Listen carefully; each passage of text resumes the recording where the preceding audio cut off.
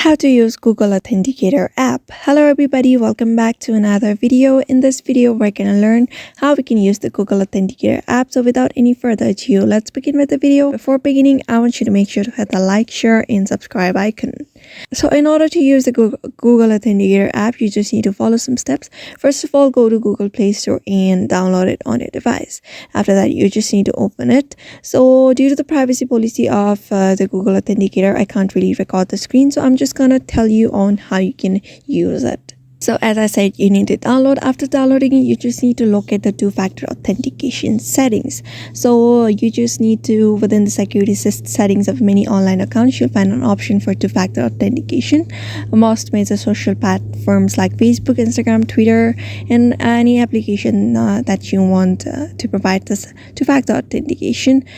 So here, you just need to simply go to the app where you want to add the two-factor authentication. Simply go there, and there you will be finding authentication app. From there, you just need to tap on use authentication app, and after that you will be seeing a QR code and the code on that app. So you just need to simply go to that app. After going to that app, you just need to copy the code, or you may just directly scan the QR code. You may just copy the code. After copying the code, you just need to come back to Google Authenticator. After that, you just need to paste the code there, and after that, Google Authenticator will provide you a 6-digit code in order to sign in into your account. So after that, a day onwards, after using the Google Authenticator as a two-factor authentication method, you'll be receiving code on your Google Authenticator, which you need to enter in order to log in into that app.